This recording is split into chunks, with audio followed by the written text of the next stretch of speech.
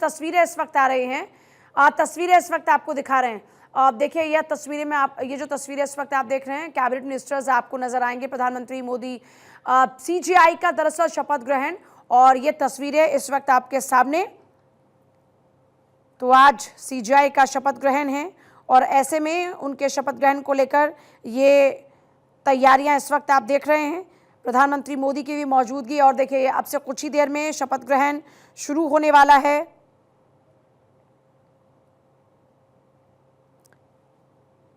तो लगातार आपको तस्वीरें दिखा रहे हैं।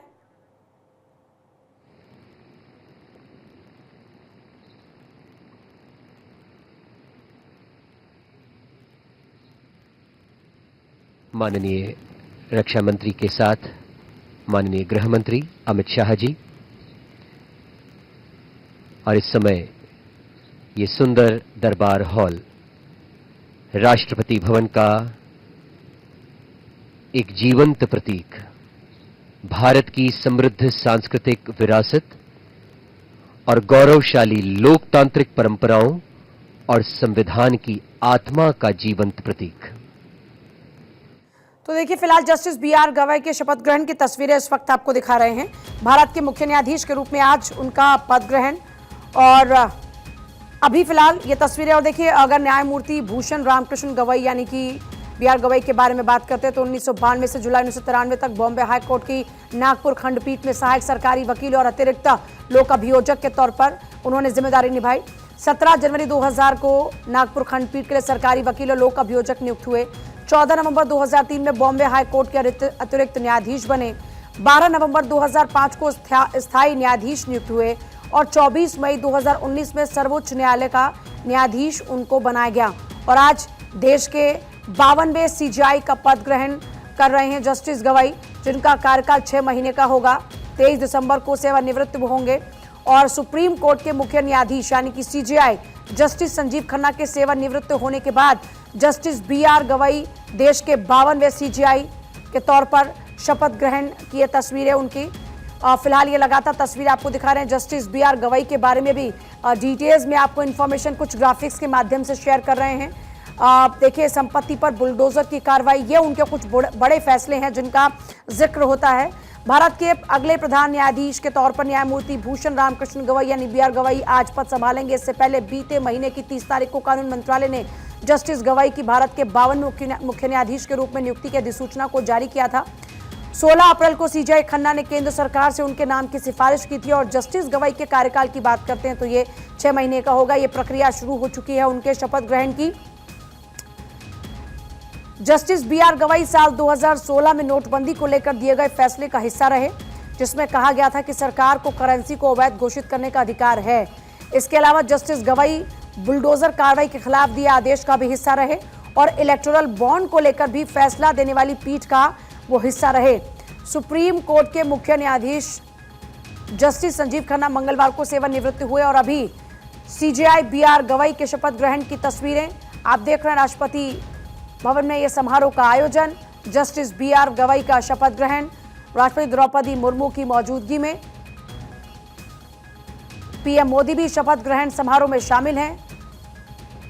लगभग कैबिनेट के सभी मिनिस्टर्स भी नजर आ रहे हैं और गृहमंत्री अमित शाह आपको नजर आएंगे, राजनाथ सिंह आपको नजर आएंगे, तमाम कैबिनेट के मिनिस्टर्स भी नजर आ रहे हैं। सीजीआई बीआर गवई का शपथ ग्रहण, जस्टिस बीआर गवई का शपथ ग्रहण, तस्वीरें लगातार आपको दिखा रहे हैं।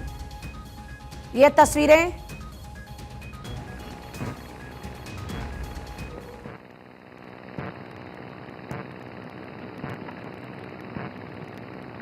भारत के मुख्य न्यायमूर्ति श्री भूषण रामकृष्ण गवई।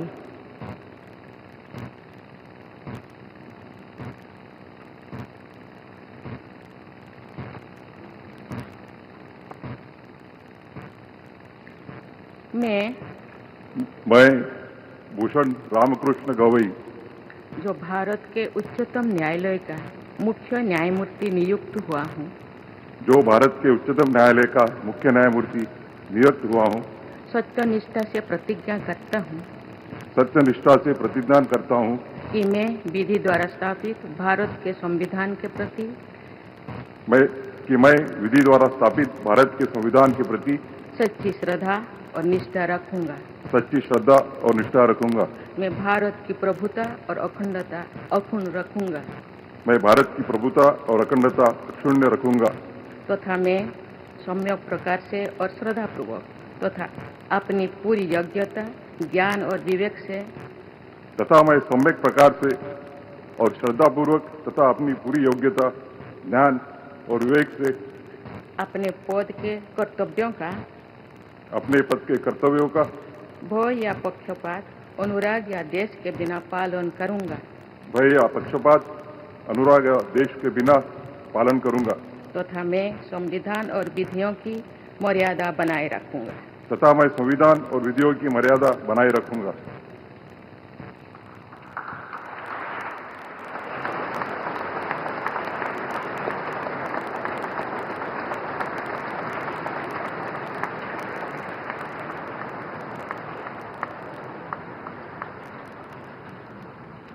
तौर पर शपथ ले चुके हैं जस्टिस बी.आर. गवई। देश के 52वें सीजेआई 52वें मुख्य न्यायाधीश के रूप में शपथ ले चुके हैं जस्टिस बी.आर. गवई। द्रौपदी मुर्मू देश के राष्ट्रपति ने उनको शपथ ग्रहण कराई है और ये लगातार तस्वीरें इस वक्त हम आपको दिखा, राष्ट्रपति भवन की तस्वीरें हैं जहां पर उसके बाद प्रधानमंत्री मोदी से मुलाकात करते हुए सीजेआई, उपराष्ट्रपति से भी मुलाकात करते सीजेआई। ये तस्वीरें लगातार इस वक्त आप देख रहे हैं। इससे पहले जो पूर्व राष्ट्रपति हैं वो भी वहां पर मौजूद। सुप्रीम कोर्ट के न्यायमूर्ति बी.आर. गवई भारत के 52वें मुख्य न्यायाधीश के तौर पर शपथ ग्रहण कर चुके हैं। लेकिन क्या आप ये जानते हैं कि वो आर्किटेक्ट बनना चाहते थे? पिता की इच्छा की पूर्ति के लिए वकील बने।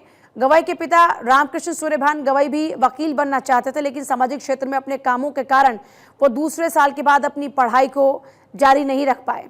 भारत के मुख्य न्यायाधीश बनने वाले भूषण रामकृष्ण गवई आर्किटेक्ट बनना चाहते थे और आज वो देश के सीजेआई के तौर पर शपथ ले चुके हैं। तो 52वें सीजेआई के तौर पर शपथ ग्रहण की है जस्टिस बी.आर. गवई ने और ये तस्वीरें राष्ट्रपति भवन से लगातार आपको दिखा रहे हैं। राष्ट्रपति द्रौपदी मुर्मू ने इन्हें शपथ ग्रहण कराई। पर आप क्या जानते हैं कि उनके पिता की इच्छा की पूर्ति के लिए ही वकालत की पढ़ाई शुरू की थी। उनके पिता रामकृष्ण सूर्यभान चाहते थे कि वो वकालत की पढ़ाई पढ़ें। आज सुप्रीम कोर्ट के जस्टिस गवई भारत के 52वें मुख्य न्यायाधीश के रूप में शपथ ले चुके हैं। जस्टिस संजीव खन्ना की जगह उन्होंने ली है। जस्टिस संजीव खन्ना मंगलवार को सेवानिवृत्त हुए और यह कार्यक्रम अब अपने समापन की ओर आगे बढ़ता हुआ। राष्ट्रपति भवन में शपथ ग्रहण सीजेआई का। चंडीगढ़ में आवासीय परियोजना पर रोक, इनके कुछ बड़े फैसले हैं जिनका जिक्र अभी स्क्रीन पर आप देख रहे हैं। 24 नवंबर 1960 को महाराष्ट्र के अमरावती में उनका जन्म हुआ था। बी.आर. गवई वरिष्ठ सांसद स्वर्गीय रामकृष्ण गवई के बेटे हैं।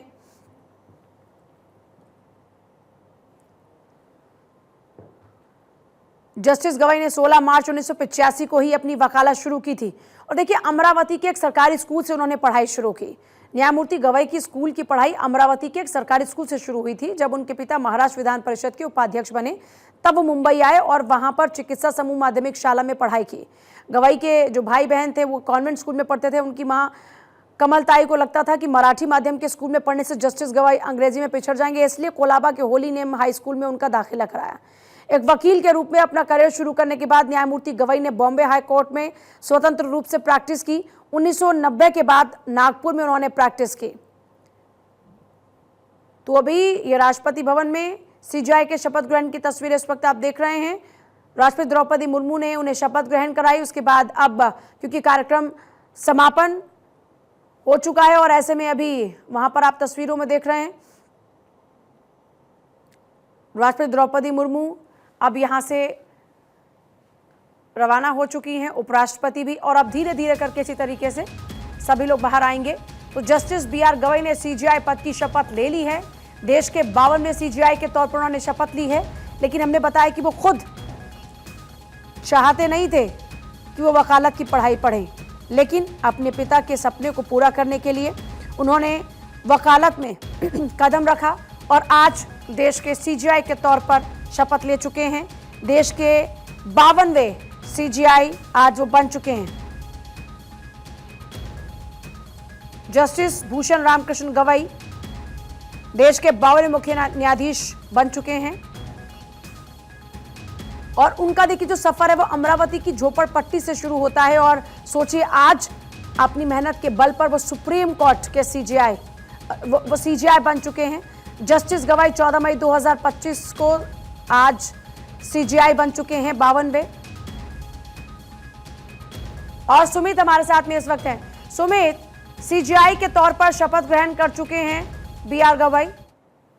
जी बिल्कुल पूजा, देखिए देश के 52वें chief justice of India justice BR Gavai बने हैं और अमरावती से बिलोंग करते हैं और एक झोपड़पट्टी से लेकर सुप्रीम कोर्ट के सीजेआई तक का सफर काफी खास दिलचस्प है। और सबसे अहम बात है कि कई अहम फैसलों के लिए जो है जस्टिस बीआर गवाई जाने जाते हैं। और देखिए कल इस मामले में जो सुनवाई होगी वक्फ संशोधन विधेयक को लेकर, कानून को लेकर, उस मामले पर भी जस्टिस बीआर गवाई जो है वो सुनवाई करेंगे, क्योंकि इससे पहले जो तत्कालीन सीजेआई संजीव खन्ना थे उसकी सुनवाई कर रहे थे, लेकिन अब ये मामला जस्टिस बीआर गवाई की बेंच में चला गया है। तो कल आज सीजेआई पद का जो कार्यभार है वो संभालेंगे अब से कुछ ही देर में। उसके बाद कल वक्फ संशोधन कानून को लेकर सुनवाई करेंगे। तो काफी इनका जो कार्यकाल है वो अगले 6 महीने का रहने वाला है। 23 नवंबर को जो है वो रिटायर हो जाएंगे और इन 6 महीनों में जो है वो कई अहम मामले की जो सुनवाई है वो करने वाले हैं। वक्फ संशोधन कानून के अलावा कई एनवायरमेंटल जो मैटर है वो अरावली पहाड़ में अतिक्रमण का मामला हो उसकी भी सुनवाई जो है वो गर्मी की छुट्टी में जस्टिस बीआर गवाई करेंगे। तो कहीं ना कहीं अगर उनके फैसले की अगर बात की जाए तो कई अहम फैसले रह चुके हैं, जिसमें राहुल गांधी को उन्होंने जमानत दी थी और ये भी कहा था कि अगर किसी पक्ष को अगर लगता है कि मेरा जो परिवार है वो कांग्रेस से बिलोंग रह चुका है तो हम राहुल गांधी के मामले की सुनवाई से खुद को अलग कर सकते हैं।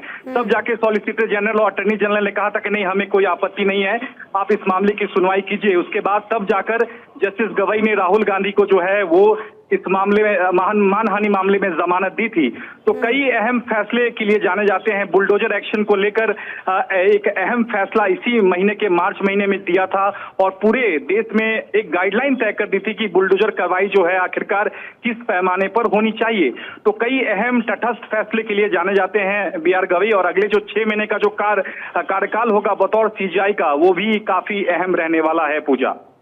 काफी अहम रहने वाला है और क्योंकि हम देख रहे हैं देश में कई ऐसे अहम मुद्दे हैं जिन पर सुप्रीम कोर्ट में सुनवाई होनी है और जिस पर सबकी निगाह भी टिकी हुई है, ऐसे में जस्टिस बीआर गवाई की ओर सबकी निगाह है। अगर कार्यशैली की बात करते हैं, आपने हालांकि काफी सारी जानकारी दी, लेकिन मैं चाहूंगी थोड़ा और अगर विस्तृत जानकारी दें आप उनकी कार्यशैली के बारे में। सुमित, बिल्कुल, काफी तटस्थ जज माने जाते हैं, सुप्रीम कोर्ट के जो बतौर जज रहे हैं और पिछले 6 साल का जो कार्यकाल रहा है इनके सुप्रीम कोर्ट में बतौर जज के अपने फैसले के लिए जाने जाते हैं। चाहे वो राफेल मामले की सुनवाई की बात हो या फिर राहुल गांधी की जमानत की मामले की बात हो या फिर इस पूरे मामले में जिस तरह से दिल्ली पुलिस को जो कार्रवाई हुई थी आईएनएक्स मीडिया मामले में, ऐसे तमाम मामले हैं जिसमें वो जाने जाते हैं। और बुलडोजर एक्शन एक अहम फैसला इनके लिए जाना जाता है क्योंकि देश भर में एक गाइडलाइन उन्होंने तय कर दी थी कि बुलडोजर कार्रवाई आखिरकार किन परिस्थितियों में की जाएगी।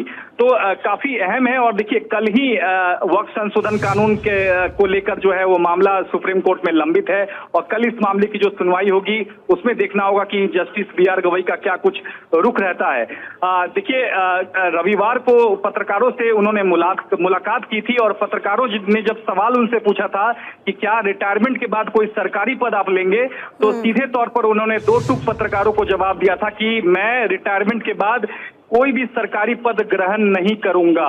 ये उन्होंने एक बयान दिया था। तो अपने आप में आप समझ सकती हैं कि अपने फैसले के लिए जाने जाते हैं और जमीन से जुड़े हुए जज इनको बताया जाता है क्योंकि इनके जो पिता रहे हैं वो कांग्रेस से जुड़े रहे हैं। और यही सवाल जब राहुल गांधी की जमानत पर जब सुनवाई हो रही थी तब ये एक तरह से विवाद उठा था कि क्या जस्टिस गवाई को इस मामले की सुनवाई से खुद को अलग कर लेना चाहिए। खुद ही पेशकश की थी जस्टिस गवाई ने कि हम इस मामले की सुनवाई से खुद अलग होना चाहते हैं, लेकिन तब जाकर सॉलिसिटर जनरल और अटॉर्नी जनरल ने कहा था कि नहीं, हमें आप पर पूरा भरोसा है कि आप जो इस पूरे मामले की जो सुनवाई करेंगे वो एक जज बतौर जज के तौर पर करेंगे और एक नापातुला जो है एक फैसला देंगे। तो कहीं ना कहीं अपने तटस्थ फैसलों के लिए जाने जाते हैं और एक बैलेंस जज की भूमिका में जो है वो अब तक रहे हैं जस्टिस बी आर गवई, और सरकारी पद रिटायरमेंट के बाद नहीं लेंगे, इन्होंने पहले ही ऐलान कर दिया है। तो एक जमीन से जुड़े हुए जज इन्हें बताया जाता है, क्योंकि जिस परिस्थिति में ये जज बने थे, इनका जो भौगोलिक, इनका जो पारिवारिक बैकग्राउंड रहा है, उनके पिता जो है वो 3 राज्यों के गवर्नर रह चुके थे, तो इनका जो पारिवारिक बैकग्राउंड है वो जज का नहीं था। लेकिन तब जाकर इन्होंने वकालत की शुरुआत की बॉम्बे हाई कोर्ट से, उसके बाद बॉम्बे हाई कोर्ट में ही एडिशनल जज बने, फिर अस्थायी जज बने, उसके बाद 2019 में सुप्रीम कोर्ट का जज इन्हें नियुक्त किया गया था। उसके बाद से वरिष्ठता क्रम में हालांकि 6 महीना जो है वो 65 साल के वो हो जाएंगे 23 नवंबर 2025 को, तो बाकायदा उन्हें रिटायर होना होगा। उसके बाद अगले जो सीजेआई हैं वो जस्टिस सूर्यकांत होंगे, जिनका अगला कार्यकाल जो है वो करीब 1.25 साल रहने वाला है। तो अगले 6 महीने में देखना होगा कि पूजा क्या अहम जो वक्फ संशोधन कानून का जो मामला सुप्रीम कोर्ट में लंबित है, उसमें जस्टिस बी आर गवई क्या कुछ फैसला देते हैं, इस पर सबकी निगाहें जो है वो टिकी हुई हैं। जाहिर तौर पर सबकी निगाहें टिकी हुई हैं। बहुत शुक्रिया सुमित आपका फिलहाल पूरी जानकारी के लिए। तो देखिए, कुल मिलाकर देखा जाए तो ये कहा जा सकता है कि उनके पास 6 महीने हैं, लेकिन इन 6 महीनों में काफी महत्वपूर्ण फैसले आ चुके हैं, क्योंकि देश में ऐसे अहम मसले हैं जो इस वक्त सुप्रीम कोर्ट में हैं, जिन पर सुनवाई अब बी आर गवई करने वाले हैं। सुप्रीम कोर्ट के प्रधान न्यायाधीश सीजेआई संजीव खन्ना 13 मई को रिटायर हुए और उसके बाद अभी बी आर गवई सीजेआई के तौर पर शपथ ले चुके हैं। 52वें सीजेआई के तौर पर उन्होंने शपथ ली है। तो कुल मिलाकर देखा जाए तो ये माना जा सकता है कि आने वाले दिनों में कुछ महत्वपूर्ण फैसले देखने को मिलेंगे, क्योंकि यही उम्मीद भी है। संजीव खन्ना के बाद में उन्होंने अब शपथ ली है और माना यह जा रहा है कि अब जैसा अभी सुमित ने जिक्र किया, क्योंकि अपने फैसले के जरिए उन्होंने ये हमेशा से साबित किया है कि वो बड़े तटस्थ हैं, तो ऐसे में जो अहम मसले हैं उन पर अब देखना होगा कि क्या कुछ फैसला रहेगा।